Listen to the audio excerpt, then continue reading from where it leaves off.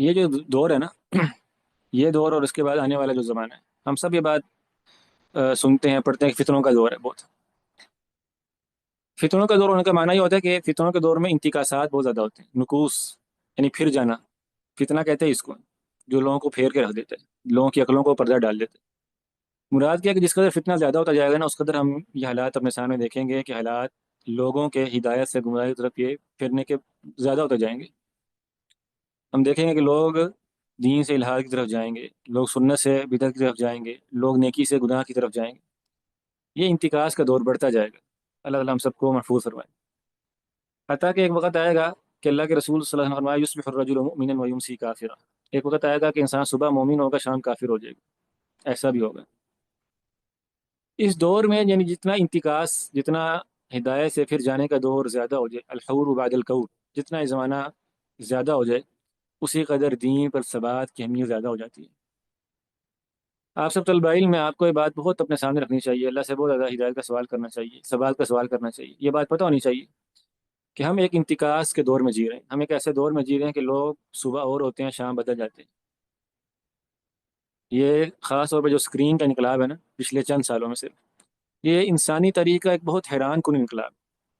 Screen جو آئی ہے نا ایک دم، آپ دیکھیں پچھلی جتنی بھی صدیاں ہیں، یہ گزشتہ صدی تک کبھی بھی آنے والی نسل اور پچھلی نسل سے اتنا اس کا بعد نہیں تھا ذہنی طور پر۔ سب لوگ قریب قریب تھے، ان کے رسوم و رواج عادات۔ لیکن جیسے یہ ٹیکنالوجی کا بوم آیا، اور خاص طور پہ یہ جو اسکرین والی بات میں نے آپ کو کی، یہ انسانیت میں ایک بہت بڑا انتشار ہے، ایک بہت بڑا، آپ کہہ لیں ایک بڑا انقلاب ہے انسانوں کے مزاج میں۔ اور یہ اتنا بڑا انقلاب ہے نا، یہ اس انقلاب کا پیش خیمہ ہے، یہ انتکاس ہے نا، یہ بھی پھر جانا ہے، ایک تبدیلی ہے بہت بڑی۔ یعنی اس کے بعد لوگ، ان کی نفسیات بہت عجیب و غریب ہو گئی ہے دنیا میں، اور ایمان و کفر اور سنت و بدعت اور گناہ اور نیکی میں الٹ پلٹ، آگے پیچھے، ادھر سے ادھر، ادھر سے ادھر ہونا، یہ بہت آسان ہو گیا اور بہت زیادہ ہو گیا۔ اگر یہ بات آپ سمجھ لیں گے نا، تو پھر آپ کو بات انشاءاللہ سمجھ آئے گی کہ اللہ کے رسول صلی اللہ علیہ وسلم نے فرمایا تھا کہ جب فتنے زیادہ ہو جائیں گے تو یأتی علی الناس زمان الصابر فیہم علی دینہ کالقابض علی الجمر۔ ایک وقت آئے گا کہ اس وقت میں اپنے دین پر صبر کرنے والا شخص وہ ایسے ہوگا جیسے کسی نے اپنے ہاتھ میں انگارہ لیا ہوتا ہے۔ کیا آپ نے کبھی اپنے ہاتھ میں انگارہ لیے؟ نہیں نہ لے سکتے۔ انگارہ اٹھائیں کوئلے کا، اپنے ہاتھ پہ رکھ لیں، چند سیکنڈ بھی نہیں رکھ سکتے۔ دین پر عمل اتنا مشکل ہو جائے گا۔ طلب علم کو ذہنی طور پہ اس کے لیے تیار ہونا چاہیے۔ اور سچی بات یہ ہے، بعض علماء نے یہاں تک بات کی ہے کہ من لم یشعر بالغربۃ فلیس علی السنہ۔ جو بندہ اپنے دین میں اجنبیت نہ محسوس کرتا ہو تو سمجھ جائے کہ اس کا راستہ بھٹک گیا ہے۔ وہ تو عام الناس کے، عام لوگوں کے راستے پہ چل پڑے ہیں، کہ جو لوگ دین کو اجنبیت محسوس ہی نہیں کر رہے، جن کو سمجھ نہیں آ رہی کہ دین پر عمل کرنا کتنا مشکل ہو گیا ہوگا۔ ٹھیک ہے، یہ جو ہے نا ہر دل عزیز ہونے کا جو نشہ ہے، اور لوگ سب ٹھیک ہے، سب اچھا چل رہا ہے، سارے خوش ہیں، سب پسند آ رہے ہیں، سب فالوورز ہیں، یہ تو بڑی عجیب بات ہے، حیران کن بات ہے۔ حدیث میں بتاتا ہے کہ دین غریب ہو جائے گا، اجنبی ہو جائے گا۔ دین پر چلنے والے اپنے آپ کو، جسے کہتے ہیں نا، یعنی مس فٹ محسوس کریں گے۔ یہ کوئی سمجھے گا کہ ہم تو، یہ جو لوگ ہیں، یہ جو معاشرہ، ہم تو اس سے بلانگ ہی نہیں کرتے، تو ہمارے لوگ ہیں ہی نہیں۔ اللہ اکبر۔ یہ غربت کا دور ہے، غربا کہا گیا نا، جو فرقہ ناجیہ کے لوگ ہیں، ان کو کہا کہ وہ غربا ہو جائیں گے، اجنبی ہو جائیں گے۔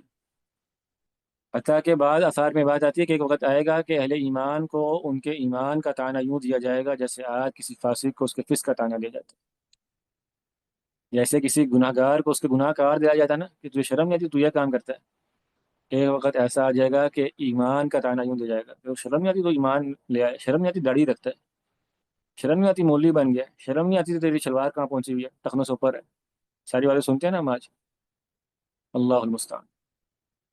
تو خیر، یہ ساری بات کرنے کا معنی کیا کہ انسان کو نا زمن انتکاسات جو ہے، یعنی یہ جو الٹ پھیر کا دور ہے، تقلبات کا دور ہے، فتنوں کا دور ہے، اس میں انسان کی بہت بڑی، آپ کہہ لیں ایک آزمائش بھی ہے، اور اس کی تسلی بھی ہے، وہی ہونی چاہیے کہ اس نے دین پر ثابت قدم رہنا ہے۔ اس کے بہت فضائل ہیں، ٹھیک ہے، یہ ہاتھ میں انگارہ تھامنے جیسے، اور یہ جسے بات حدیث میں آیا نا کہ 50 شہیدوں کے برابر اجر ہے ایسے بندے کا جو اس دور میں دین پر عمل پیرا ہوتا ہے۔ تو دین چھوڑے نہیں، علم کا راستہ ترک نہ کریں، لا تستوحش قلت السالکین۔ آپ کے ساتھ چلنے والے کم ہیں تو پریشان نہ ہو۔ میں نے پہلے آپ کو ایک مثال دی تھی کہ جو بندہ طلب علم کے راستے پہ ہوتا ہے نا، تو اس کی مثال ایسے ہے کہ وہ اس راستے پر چلتے ہوئے اپنے دائیں بائیں کٹی پھٹی لاشیں دیکھ رہا ہوتا ہے۔ یاد ہے نا، ہم نے یہ بات کی تھی۔ یعنی ایسی مثال ہے کہ لوگ اس کے دائیں بائیں گرتے چلے جا رہے ہیں، راستے سے ہٹتے چلے جا رہے ہیں، کوئی زخمی ہو رہا ہے، کوئی مر رہا ہے، کوئی واپس جا رہا ہے، اور اس کو اس راستے پہ چلتے رہنا، یہ مکارہ کا راستہ ہے، پریشان کن راستہ ہے۔ تو اللہ سے ثبات مانگنا چاہیے، استقامت مانگنی چاہیے۔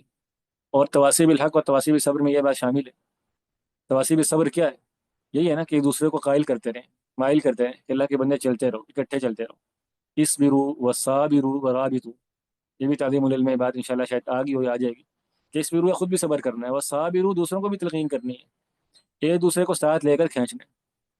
یہاں ہم میں سے کوئی بھائی وہ مجلس چھوڑ دیتا ہے، حلقہ چھوڑ دیتا ہے، باقیوں کو پتہ ہی نہیں ہوتا، یہ بات ہے کہ نہیں ہے؟ یہ اچھی عادت نہیں ہے، پریشانی کی بات ہے۔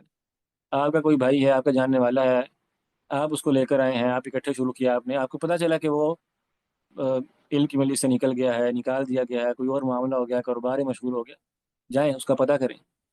آپ لوگ مسجد میں جاتے تھے، نماز پڑھتے تھے اکٹھے، ایک آپ میں سے مسجد میں آنا چھوڑ گیا ہے، قرآن مجید حفظ کرنا شروع کیا، اکٹھے شروع کیا، ایک پیچھے ہلکا پڑ گیا، ڈھیلا پڑ گیا، آپ کی ذمہ داری ہے کہ آپ اس کو استقامت کے لیے، صبر کے لیے دوبارہ آمادہ کریں۔